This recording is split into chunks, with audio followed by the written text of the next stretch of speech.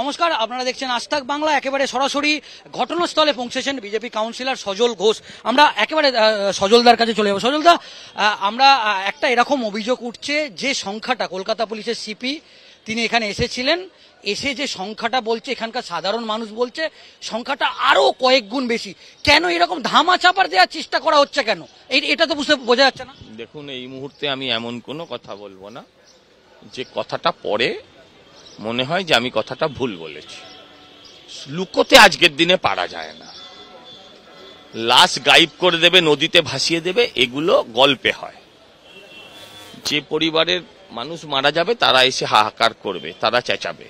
অতএব সেটা এক্ষুনি আমি এরকম কোনো কথা বলবো না। তো আমার যেটা বলার বিষয় হচ্ছে আপনাদের কাছে, যে একজন মরুক, 14 জন মরুক, আর 41 জন মরুক, দায়বদ্ধতা কার? দায়বদ্ধতা কার?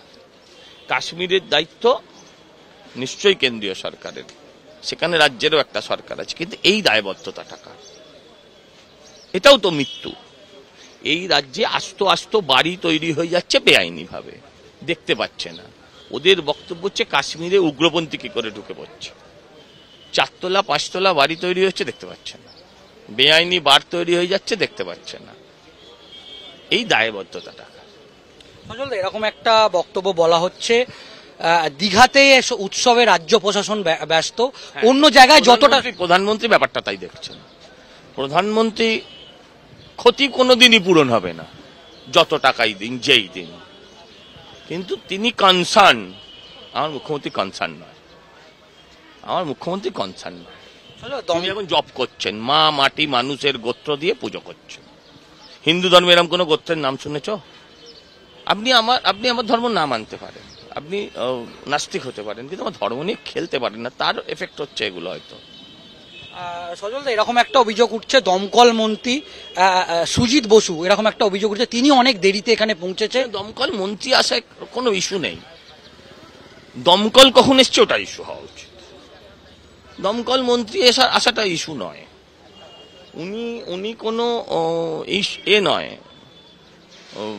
ফায়ার ইঞ্জিন নন যে উনি এসে আগুন নিভিয়ে দেবেন। তো ওনার আসা না আসা নিয়ে আমার কোনো বক্তব্য নেই। ফায়ার ব্রিগেড কতক্ষণে এসছে, ফায়ার ফাইটিং সিস্টেম ছিল না কেন, এটা ইস্যু। কর্পোরেশনের মেয়র কত তাড়াতাড়ি এসছেন, ডাজেন্ট ম্যাটার। উনি কিচ্ছু করতে পারেননি আমার মতন, উনিও টিভিতে কথা বলেছেন। প্রশ্ন হচ্ছে ওখানে বেআইনি নির্মাণটা কেন হচ্ছে, প্রশ্ন হচ্ছে ওখানে আইনটা কেন মানা হয়, এটাই প্রশ্ন, আর কিছু প্রশ্ন। আরেকটা বিষয় দেখলাম যে এরকম একজনের সঙ্গে আমরা কথা বললাম, তিনি হাসপাতালের কাজে বাইরে ছিলেন, কিন্তু তার লাগেজ পত্র আটকে দিয়েছে। তিনি অভিযোগ করছেন যে পুলিশ পরে আসতে বলেছে। সেটা না, আমার বক্তব্য হচ্ছে এই মুহূর্তে ওখানে যাওয়াটা মুশকিল, এটা মানতে হবে। আমি বিরোধী বলে আমি কোনো অন্যায় কথাটাকে আমি সমর্থন করব না। এই মুহূর্তে ওখানে যাওয়া, ভেতরে যাওয়া, এখন কি সিচুয়েশনে আছে, কতটা ভেঙে পড়েছে, কতটা কি অবস্থায় আছে আমি জানি না। তাদের প্রাণ বেঁচেছে, আমিও সেই আবাসিকের সাথে কথা বলেছি, তাদের প্রাণ রক্ষা হয়েছে। লাগেজ আছে, ঠিক আছে, লাগেজ যদি নাও পাওয়া যায়, প্রাণটা পাওয়া গেছে, এতে আমরা খুশি। কিছুক্ষণের মধ্যে ফরেনসিক আসবে শোনা যাচ্ছে। এই যে এই ঘটনার আপনারা কি তদন্ত দাবি? আমাকে বলুন তো দেখি, সারাক্ষণ যদি ওখানে জল মারা হয়ে থাকে, ফরেনসিক এসে কি নিয়ে যাবে? সিলিন্ডার ফাটলে ফাটা সিলিন্ডারের টুকরো পাবে, আরে কি পেতে পারে?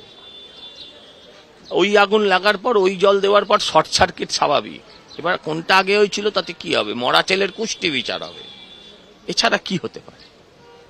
একেবারেই বিজেপি কাউন্সিলর সজল ঘোষ তিনি ঘটনাস্থলে এসছেন এবং তিনি কথা বলেছেন পুলিশ আধিকারিক, এমনকি হোটেলের বেশ কিছু আবাসিক, তাদের সঙ্গেও বিজেপি কাউন্সিলর সজল ঘোষ এবং আরেক কাউন্সিলর বিজয় ওঝা তারা ঘটনাস্থলে পৌঁছেছে। কিছুক্ষণের মধ্যেই বিজেপি রাজ্য সভাপতি সুকান্ত মজুমদার তিনিও এখানে এসে পৌঁছাবে বলে জানতে পারছি।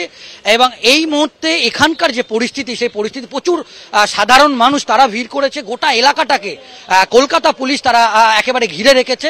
কিছুক্ষণের মধ্যে ফরেনসিক টিম আসবে। অন্যদিকে Kolkata medical college, national medical college সহ একাধিক মেডিকেল কলেজেও কিন্তু এখানে যারা গতকাল রাতে যারা একেবারে বলা যেতে পারে শ্বাস বন্ধ হয়ে শ্বাসরুদ্ধ এই যে ধোঁয়া, সেই একেবারে যে হোটেলের ভেতর একেবারে গ্যাস চেম্বারের মতো হয়ে গিয়েছিল, এবং যার ফলে 15 জনের বেশি মানুষ এখনো পর্যন্ত মারা গিয়েছে। শিশু আছে, 2 জন শিশু এর মধ্যে আছে, এবং কলকাতা পুলিশের সিপি নগরপাল মনোজ ভার্মা তিনিও ঘটনাস্থলে পৌঁছেছিলেন, এবং তিনি জানিয়েছেন যে পুরো ঘটনার তদন্ত হবে এবং তদন্তর পরই জানা যাবে। এখনো পর্যন্ত কি কারণে অগ্নিকাণ্ডের ঘটনা ঘটলো সেটাও কিন্তু এখনো পর্যন্ত স্পষ্ট নয়।